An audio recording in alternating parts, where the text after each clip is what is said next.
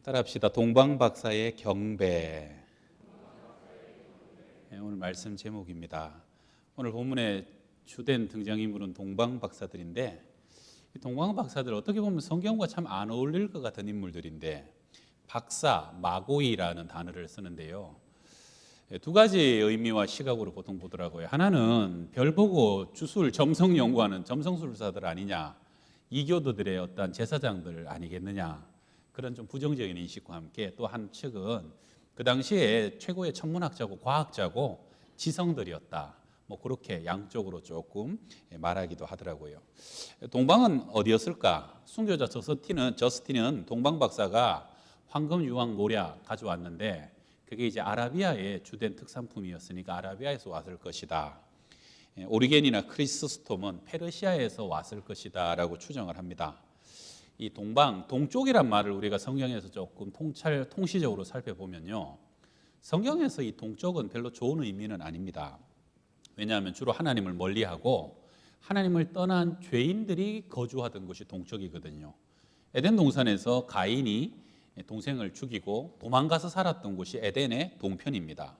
아브라함과 함께 믿음의 길을 떠났다가 소돔성의 물질을 보고 점점 소돔 쪽으로 가서 거기에 머물러 살았던 롯도, 사실은 동편을 향해서 떠났던 것이고요. 12지파의 르우벤, 갓, 므낫세 반지파, 원래 요단강 서쪽이 하나님이 약속하신 가나안 땅이에요. 그런데 요단강 동편에서 우리는 이 땅이 좋으니까 이 땅 달라 하고 거기에 정착하죠. 나중에 12지파 중에 그 2지파 반이 제일 먼저 사라지게 됩니다. 결정적인 것은 아브라함이 갈대아 우르에서 하나님이 불러내셨잖아요. 그래서 죄악의 땅을 떠나서 하나님의 약속의 땅을 기업으로 나라로 주셨는데, 그 후손들이 결국은 범죄하여 다시 포로로 바벨론, 갈대아 우르가 있는 그 바벨론으로 포로가 돼서 기어 들어가 버립니다. 그 죄악을 상징하는 바벨론이 바로 이스라엘의 동편에 있는 땅이었죠. 그래서 성경에서 동쪽은 하나님을 떠난 곳이고 하나님과의 단절을 상징하는 단어입니다. 그런데 그 동쪽의 동방에서 박사들이 왔다는 것, 이들이 점성술사나 이교도거나 최고의 지성이거나 상관없이 이 동방을 대표하는 이들이 별을 보고 유대인의 왕, 그리스도를 경배하러 오고 있다는 사실입니다. 이건요, 가인 시대 이후로 하나님과 멀어졌던 그 온 인류가 다시 그리스도의 탄생으로 연합되고 예배하고 서야 될 자리로 다시 한번 엔카운터 만나게 되는 놀라운 영적 연합과 만남을 지금 얘기하고 있는 것이죠. 예배 회복입니다. 거리도 멀어요. 1500km가 넘는 거리. 이거 며칠이 아니라 몇 달을 걸어서 왔다는 것이죠. 영적으로 하나님을 떠났던 백성, 하나님을 잃어버렸던 백성들이 만왕의 왕으로 오신 그 아기 예수 앞에 무릎을 꿇고 경배한다. 여기서 이제 프로스큐니오라는 단어인데요, 이거는 뭐 그냥 예배하는 게 아니라 납작 엎드려가지고 온 마음과 온 전인격을 전부 다 다하여 하나님께 완전히 복종하여 예배하는 그러한 사건이 오늘 이 성탄의 경배라 하는 것이죠. 크리스마스라는 단어도 라틴어인데 그리스도를 예배한다는 단어입니다. 여러분, 그러므로 우리가 크리스마스 성탄절의 참된 의미는 뭡니까? 내 마음과 뜻과 인격을 다하여 하나님께 전심으로 예배하는 것이, 우리의 전 삶을 주님께 내어드리고 복종하는 것이 이 크리스마스의 참된 의미다 하는 겁니다. 자, 오늘 본문 1절, 2절, 3절 봅니다. 헤로드 왕 때에 예수께서 유대 베들레헴에서 나심에 동방으로부터 박사들이 예루살렘에 이르러 말하되 유대인의 왕으로 나시니가 어디 계시냐? 우리가 동방에서 그의 별을 보고 그에게 경배하러 왔노라 하니 헤로드 왕과 온 예루살렘이 듣고 소동한지라. 요즘 자동차에 보면 다 내비게이션 하나씩 갖고 있죠. 내비게이션의 원조가 뭔지 압니까? 오늘 이 별입니다. 이 별. 이 별이 내비게이션처럼 탁 별을 따라갔더니 아기 예수 탄 곳을 안내하는 별이죠. 뭐 어떤 분이 그렇게 재미있게 표현하셨더만요. 근데 아무래도 하늘에 별을 이렇게 따라오다 보니까 정확한 지점까지는 파악이 안 됐던 것 같아요. 근처까지 와가지고 아침이 돼갖고 별이 사라져 버렸던지, 아니면 별을 보니까 이게 별의 움직임이 이게 예사롭지 않아요. 아, 이제 다 왔는가 보다 하고 막 조금 빨리 속단한 거죠. 그래서 이 어딘가 보다. 그러니까 뭐 어떤 생각합니까? 제일 큰 성읍이다. 제일 큰 성읍 예루살렘으로 가자. 그리고 거기서 유대인의 왕이니까 이건 무조건 왕궁에서 태어나는 거 아니냐. 그래서 지레짐작하며 속단을 해버린 겁니다. 그리고 거기 갖고 유대인의 왕으로 나신 아기가 지금 어디 계시냐 하고 지금 수소문하고 돌아다니는 거예요. 여러분 2000년 전이나 지금이나 사람들의 어떤 그 선입견이랄까요? 좀 비슷합니다. 제가 요새 고민이 하나 있는데 우리 교회가 이제 연말되고 가다 보니까 사역자가 바뀌었고 또 바뀌고 있는데 자꾸 잘생긴 사역자들만 들어와가지고 사람들이 저보고 아니 목사님이 사람을 외모로 얼굴 보고 뽑습니까? 그러는데 그럴 리가 있습니까? 우리는 영성과 중심만 보고 뽑는데 얼굴까지 잘생긴 건 할 수 없죠 뭐. 여러분 제가요 잠시 미국에 있을 때 조그만 이민교회 목사님과 이렇게 친분이 있어서 이런저런 얘기를 나누다가 보니까 이분이 이거 시골 교회에서 목회하시는 분이라고 좀 무시하는 건 아니지만 학력이 너무 좋더라고요. 그래서 목사님 어떻게 이렇게 좋은 학교에서 공부를 하셨습니까? 그랬더니 그분이 저한테 목사님 그게 이 이민교회에서는 축복도 되고 장점도 되지만 또 이민교회에서 그게 참 안타까운 것들을 많이 초래합니다. 그런 얘기를 하시더라고요. 뭔 얘기냐면 한국에서 이민 가신 분들 또 특별히 옛날에 이민 가신 분들은요 거의 다 유학 갈 정도구나. 그래서 거기는 가면 막 학력이 쟁쟁합니다. 진짜 막 학력이 보통 뭐 다 아주 한국에서 똑똑한 사람들만 이민 가고 거기서도 학력이 아주 쟁쟁해요. 그러다 보니까 목사님들 이력에 좋은 대학, 최고의 대학 하나 정도는 있어야 그래야 목사님 공부 좀 하셨네. 목사님 좀 스마트하시네. 그 정도 인정해 주지. 그런 거 한 줄 정도 없으면 그 별로 목사님한테 관심과 호감도 안 갖는 게 일반적인 분위기라는 거예요. 그러다 보니까 목사님이 보기에는 저분은 대단한 학교는 못 나왔어도 진짜 영성도 좋고 목회적인 자질도 좋은데 이민교회가 이게 교회가 많지 않다 보니까 한 번 제대로 목회를 할 기회도 갖추지 못한 채 그냥 피지도 못한 채 사그라들어보는 목회자들이 있는 걸 보면 그럴 때마다 참 가슴이 아프다고. 여러분 학력 좋은 사람 중에서도 훌륭한 사람들 많죠. 그런데 그렇지 못한 사람들 중에도 얼마든지 영성이나 목회나 다른 자질이 출중한 분들도 많거든요. 그러나 학력이라는 잣대로만 보게 되면은 그러한 정말로 보배 같은 사람들을 보기는 어렵다는 겁니다. 지금 동방박사들도요.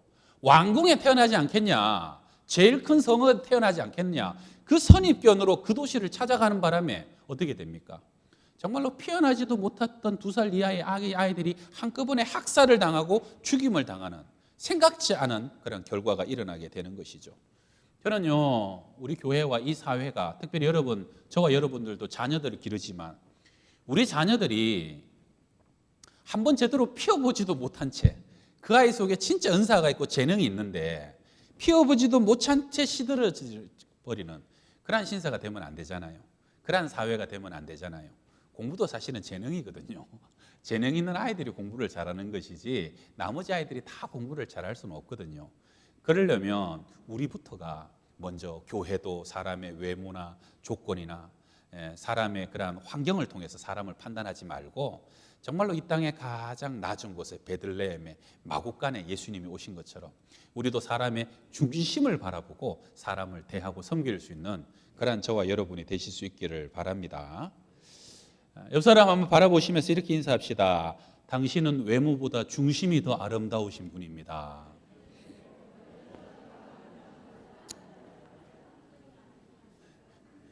못생겼단 말 아닙니다. 중심이 더 아름다운 그런 것을 볼 수 있는 것이 영적인 눈 아니겠습니까? 그럼 이 당시 동방박사의 모습은 어땠을까? 사진 보게 되면 우리가 제일 많이 보는 거죠. 낙타 한 마리씩 타고 저렇게 오는 동방박사의 모습인데 여러분 성경에 동방박사가 몇 명으로 기록되어 있습니까? 보통 3명으로 아시는데 성경을 아무리 찾아봐도 동방박사가 3명이란 말은 안 나옵니다. 그러나 선물이 3개니까 3명이지 않았을까? 그리고 저런 그림에 우리가 미혹을 당해서 3명이지 않을까? 동방교회에서는 아마 최소한 12명 정도는 됐을 것이다라고 얘기하기도 하고요. 그리고 그 당시에 정황으로 봐가지고 되게 높은 지위에 있는 사람들이었어요. 그러다 보니까 우리 옛날에 한양에 과거 보러 갈 때 선비가 혼자 가지 않고 몸종이라도 데려가잖아요. 그것처럼 그림도 보게 되면 최소 저 정도 이상의 행렬은 따라가면서 그 몇 달 걸리는 거리를 찾아왔을 것이다. 그러다 보니까 예루살렘에서는 딱 봐도 이 동네 아닌 낯선 사람들이, 한 무리들이 다니면서 유대인으로 왕으로 나시니가 어디 계시냐 하고 찾아다니니까요. 온 성에 소동이 나는 거예요. 막 온 성이 지금 난리가 난 거예요. 이 소동의 뜻은 흥분하다, 요동하다, 뒤흔들리다. 많은 사람 중에 제일 속이 요동친 사람은 헤롯 대왕이었을 겁니다. 왜냐하면 헤롯 대왕은 처음부터 출신의 컴플렉스를 가진 사람이었거든요. 신명기 법전의 17장에 보게 되면 유대인의 왕이 되려면 반드시 유대인 출신이어야 됩니다. 이방인과 타국인은 유대인의 왕이 될 수 없다라고 명시되어 있어요. 그런데 헤롯은 출신부터가 이방인 출신이에요. 에돔 족속이고 이둠의 출신입니다. 그러니까 자기가 유대인의 왕이 되기에는 전혀 정통성이 없는 사람이에요. 사실 그의 아버지인 헤롯 안티파트 2세는 큰 장사꾼, 거상이었어요. 그래서 로마의 술수와 뒷거래를 잘 해갖고 유대 땅 네가 다스려 하고 그냥 말하자면 영주 정도로 허락을 받은 사람이에요. 그런데 자기가 나는 왕이다라고 칭하기를 좋아했고 로마에서도 그래 너 왕해 하고 그냥 눈 감아 줬던 정도죠. 그는 40년 동안 그 자리를 지켰던 사람입니다. 그 자리를 지키기 위해서 엄청난 만행을 저지르죠. 반대파들은 무조건 다 숙청합니다. 심지어 아내 죽였어요. 세 아들 죽였어요. 장모 죽였어요. 처남과 삼촌까지 제거했던 인물이 이 헤롯 대왕입니다.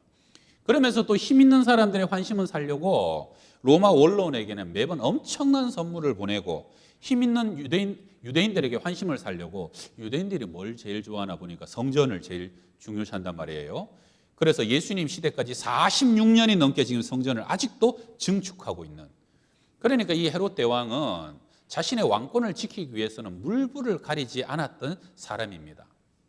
여러분, 하나님이 주시지 않는 것을 사람의 힘으로 지킨다는 것이 얼마나 힘들고 또 그것이요 비극적인 일인지 모릅니다. 하나님이 세우시면 흔들 사람이 없고 하나님이 주셔야 빼앗을 사람이 없는데 지금 동방박사도와 일행들이 와가지고 예루살렘 유대인의 왕이 나셨다라고 소리 지르게 되니까요. 지금 혼자 너무너무 불안한 거예요. 두려운 거예요. 당장 대제사장과 서기관들을 모아가지고 그리스도가 어디서 나겠느냐 하고 묻죠. 그러니까 이 대제사장과 서기관들은 말씀의 선생님들 아닙니까? 바리새인들의 선생님이잖아요. 그러니까 말씀에 정통하죠. 바로 나옵니다. 600년 전에 미가 선지자가 예언하기를 베들레헴입니다. 우리 말씀 한번 읽어봐요. 베들레헴 에브라다야 너는 유다 족속 중에 작을지라도 이스라엘을 다스릴 자가 내게서 내게로 나올 것이라. 그의 근본은 상고의 영원에 있느니라. 베들레헴입니다. 미가 선지자에 이미 예언된 말씀이 있습니다. 여러분 성경이 참 놀랍죠. 예언이 그대로 이루어지는 거예요.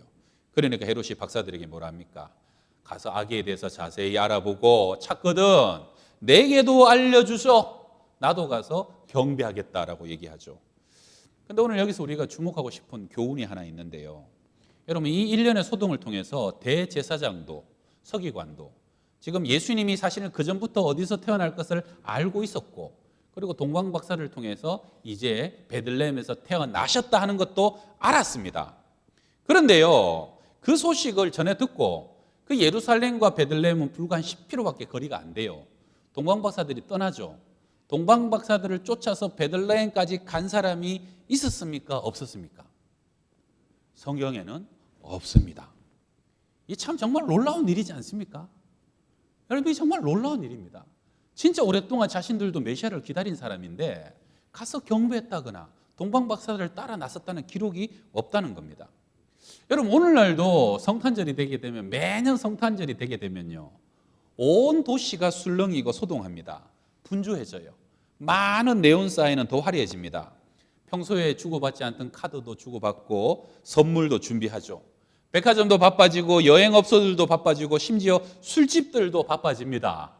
모든 사람들이 자기의 즐거움과 이익을 따라 소동하고 분주하지만 정작 2000년 전처럼 그 베들레헴의 아기 예수께 가서 내 전심으로 경배하고자 하고 있는 사람이 점점 줄어드는 것 같아서 참 안타깝습니다. 미국에서는 이제 크리스마스, 메리 크리스마스란 말도 못 쓰게 한다더만요. 해피 할리데이 이런 걸로 바꿔서 점점 주님의 이름은 사라지고 있지는 않는지. 여러분 그때 베들레헴이에요. 가구 수가 한 1, 200가구밖에 안 되는 진짜 시골 조그마한 촌동네였습니다. 근데 예수님은 그 시골, 다윗의 고향인 그 시골에서도 마구간에 누일 데가 없어서 말구에 포대기 깔아놓고 거기에 누워 계셨던 것이죠. 왜 주님은 그렇게까지 초라한 곳에, 가난한 곳에, 낮은 곳에 오셨어야 할까? 왕궁도 아니고 높은 곳도 아니고. 맥스 루케이도 목사님의 설교 중에 예수님은 대체 왜 이렇게까지 하셨을까? 설교 제목이에요. 그 중에 한 부분이 제가 참 은혜로워서 여러분에게 좀 전해드립니다. 맥스웰 몰츠 박사님은 저명한 성형외과 의사인데요.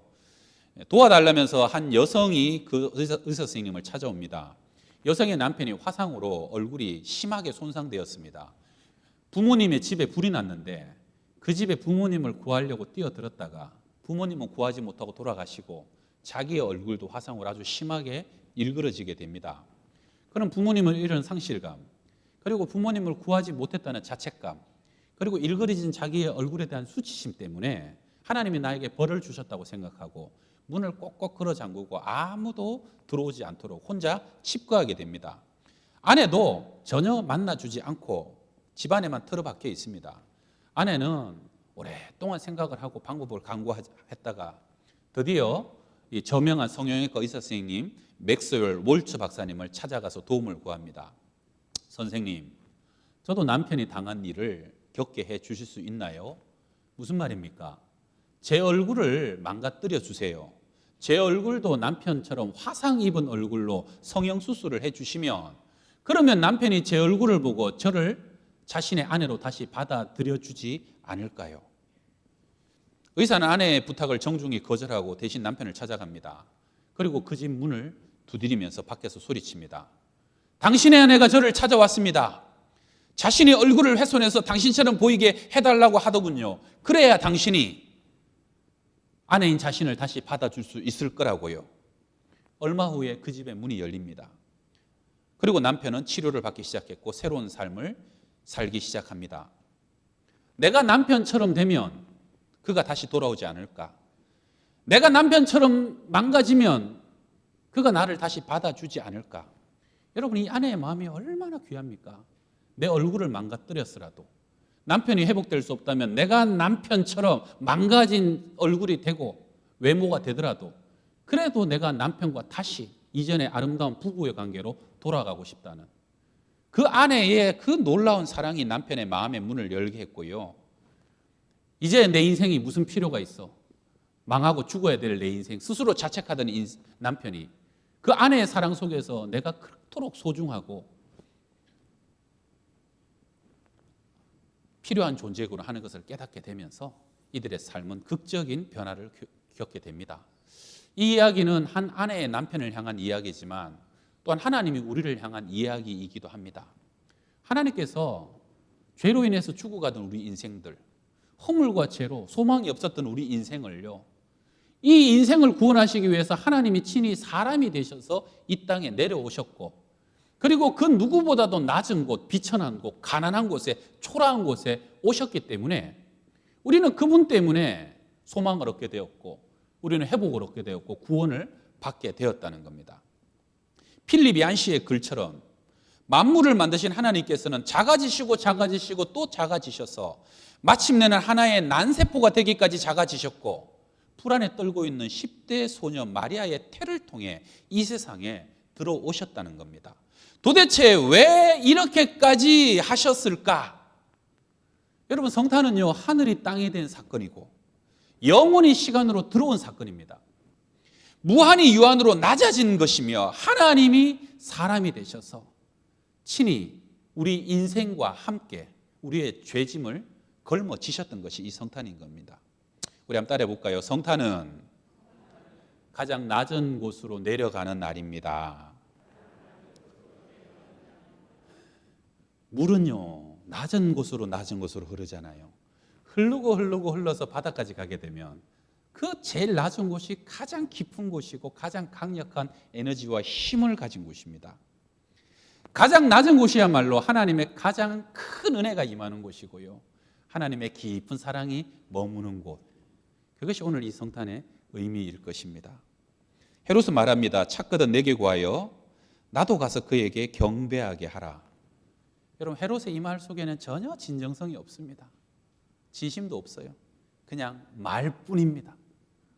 허울 뿐이에요. 여러분, 세월이 자꾸 지나가다 보니까, 코로나로 힘들다 보니까 우리도 말뿐이고 진정성 없는 성탄을 맞고 있지는 않는가? 정말로 주님이 나를 위해서 사람으로 오신 것도 알고, 그 주님이 가장 낮은 곳에 초라하게 십자가에서 죽으신 것도 아는데, 그래서 너무너무 감사한데 어느 순간 주님을 향한 우리의 고백과 표현이 경배해야 되는 것도 아는데 말뿐인 경배가 아닌가? 찬양하지만, 메리 크리스마스라고 인사하지만 정말 우리 속에 솟아나는 기쁨과 감격이 어느 순간 사라지고 있지는 않은가? 베들레헴으로 가는 수고를 다 생략하고 있지는 않은가?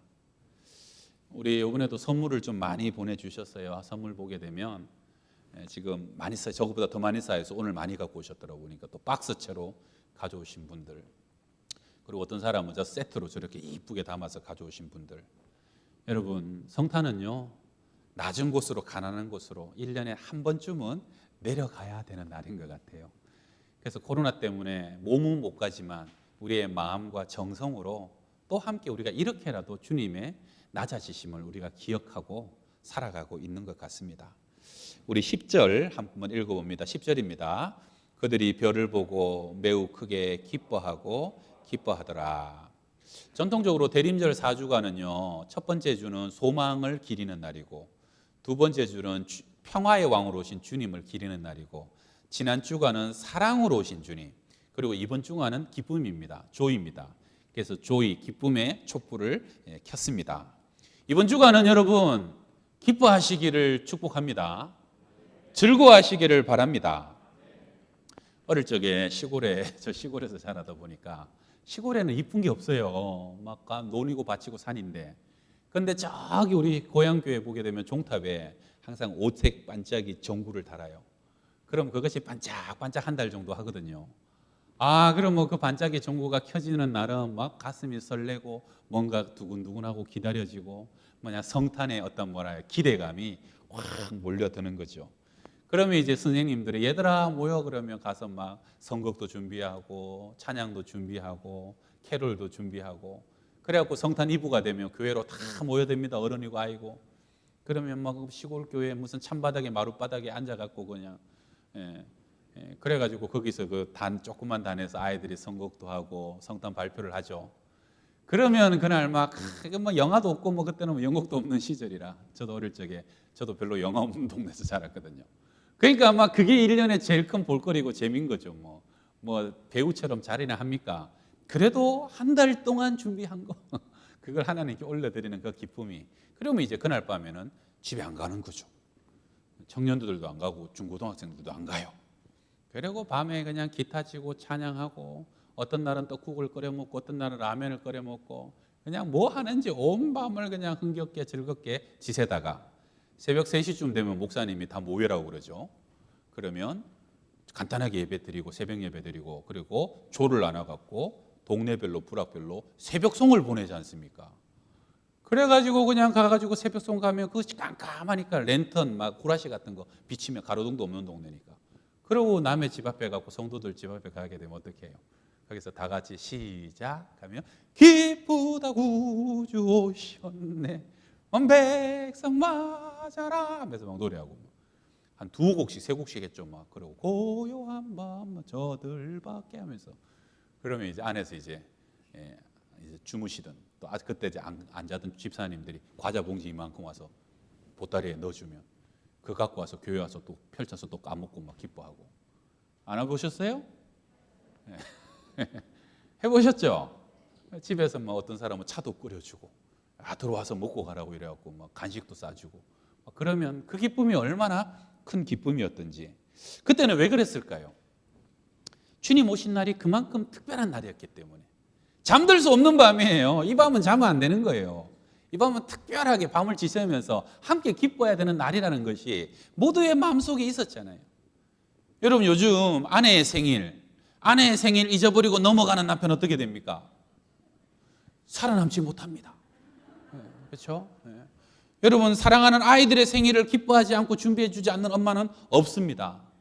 우리 주님의 생일은 더 해야 되지 않겠어요? 더 특별하고. 여러분, 캔슬할 수 없고 스킵할 수 없는 거예요.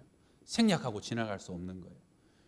코로나 때문에 많은 것이 어렵지만 그래도 우리가 드릴 수 있는 기쁨들 표현할 수 있고, 내가 드릴 수 있는 나의 작지만 초라하지만 보잘것없지만 주님께는 가장 귀한 것을 드리는 것이 이 성탄이에요. 우리 교회가요, 1년에 한 번씩은 성탄 잔치로 온 지혜가 다 모여서 찬양을 했는데, 쉽지 않아요. 제가 보니까 아직 캔슬을 안 했는데 지혜별로 모이기도 쉽지 않다 그러고, 그래도 상황이 너무 나쁘지 않으면 할 수 있는 만큼만 우리가 주님께 또 올려드리는 것도 하나님께서 기뻐하시는 그런 예배가 되지 않을까, 제가 지금 그런 생각하고 있는데요.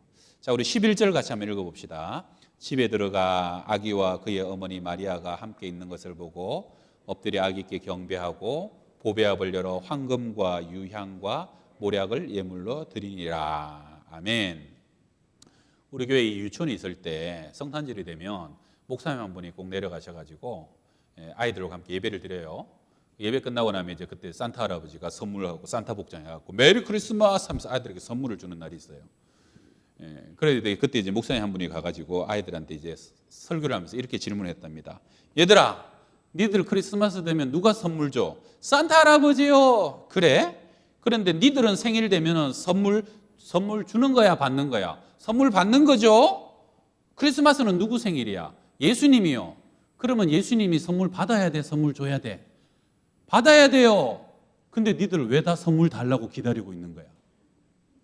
애들이 선물 받으러 왔다 갑자기 멘붕에 빠져버려요. 이러고 있는 거지. 여러분, 크리스마스는, 성탄은 드리는 날입니까? 받는 날입니까? 드리는 날이죠. 여러분, 성탄은 드리는 날입니다. 아멘이십니까? 동광 박사가요, 그 먼 길을 따라서 황금과 유향과 모략의 예물을 드리고 경배를 드리러 온 것입니다. 우리도 성탄도요, 누리고 기뻐야 되지만 또한 우리의 작은 것을 드려야 될 줄로 믿습니다. 황금은 뭡니까? 황금은요, 그때는 임금님만이 입는 옷이에요. 임금님만이 황금 왕관을 썼고 임금님만이 황금호를 잡을 수 있었죠. 왕이라는 거예요. 유향은 뭡니까? 약방에는 감초지만 거의 구약의 모든 제사에 다 들어가는 것은 유향입니다. 지금도 캐톨릭의 신부님들이 이렇게 흔들면서 하다 보면 비사 드릴 때 그때 향이 숭숭숭숭숭 나오는 거 있죠. 그게 유향입니다. 하늘과 땅을 잇는 기도의 향. 그리고 주님만이 이 세상에 인생과 하나님을 이어주는 제사장으로 이 땅에 오셨습니다라는 고백이고요. 그리고 모략은 니고데모도 예수님 죽으셨을 때 침향과 모략 섞은 것을 100건쯤 가지고 왔죠.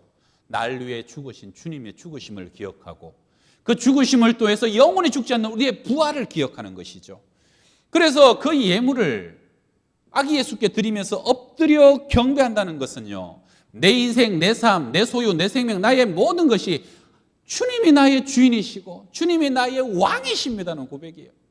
하늘과 땅을 이어주는 영원한 다리가 되시고 길이요 진리요 생명은 우리 주님밖에 없다는 고백이고요.